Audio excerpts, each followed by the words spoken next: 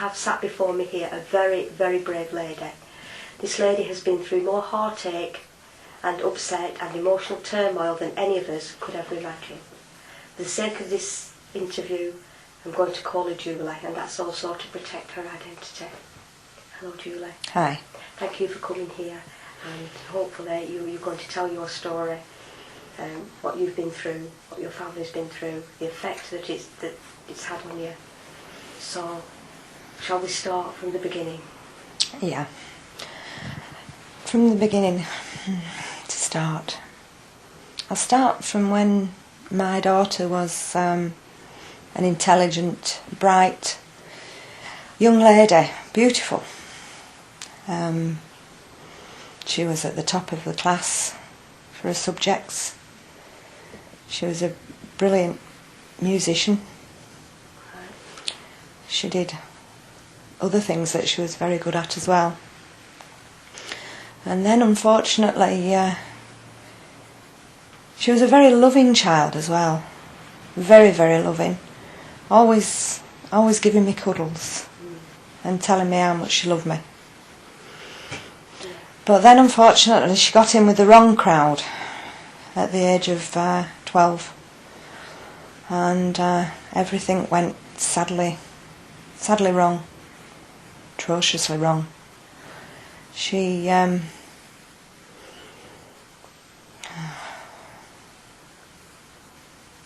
Was this around did this happen at school, after school? This she got in with a young gentleman, if I can call him that. And I wasn't happy about her being with this young gentleman. And he unfortunately, when I think back, introduced her to others in the same circle, and it went from bad to worse from there. No, he wasn't at her school. I couldn't even tell you, to be honest, where she met him, because she never told me. Was he a lot older than her? He was, actually. He was 9 years older than her. And that is one of the reasons I wasn't happy. Absolutely, with it. Any parent would, yeah. And of course, when your child goes out of the door, you trust them that they're going to be okay and everything, so you can't be watching them every 2 minutes of the day. You've got to give them some freedom to grow. Yes. But she got in with this young gentleman, and he introduced her to others, and that's when it started drastically going downhill. She went missing for days on end. She'd happen go for a day, she'd happen go for a week. This was at 12 years old? 12 years old it started, yeah. And you'd ring the police up, and I think it got to the stage where, oh yeah, she'll be back eventually, because they'd had me ringing that many times. They got to know me, did the police. But they used to keep an eye out for her.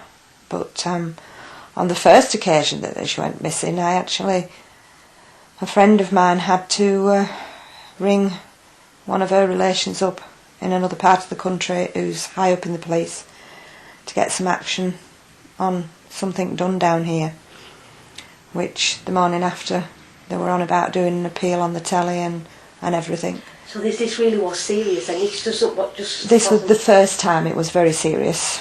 The first time it was very serious, and but then they had a phone call, did the police, and they got told where she were, and they picked her up and brought her home. But the people that she had got involved with had got such a hold on her, she'd go again. She'd even climb down the wall, the drain pipe from the bedroom, from the hall stairs landing, and she'd climb down the drain pipe to get away. So how do you think they got a hold of her? What were they? Were they buying her things? Were they giving her money? They used to drive her around in their posh cars. I mean, that was one thing that I could never understand. A young girl of that age knew what sort of car it were when she saw one, what sort of exhaust it had on, what sort of wheels it had on, and there were all these big posh cars with young lads in. So Julie, these people in the flashy cars, who are they? Were they people that live locally? Were they your daughter's friends? Who exactly were they? As far as my daughter was concerned, they were her friends. They were Asian young boys, and like I say, they had the big flashy cars, they had all the gold round them, they had the money. And one of them, I do know for a fact, was in his 30s. And I do know for a fact as well that he was a drug dealer. So I've only come to know this since my daughter went to a safe place. She was also used as a joey as well. What's the joey? That's exactly what I said to the police when they found the evidence of it in the house, which I didn't even know was there. A joey is somebody that they use for running drugs for them. That's what they call them, joeys. So your daughter's 12 years old. The people, the so-called boyfriend was 22, 21, did you say? 21, 21. Asian. One of the Asian guys was 30. The police knew all this, knew your daughter was involved, they knew that they were using it as a joey. Yes. What did they do?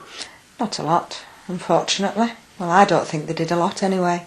They didn't do a lot from my point of view, which I presume they thought they were doing everything. They just kept an eye out for her all the time.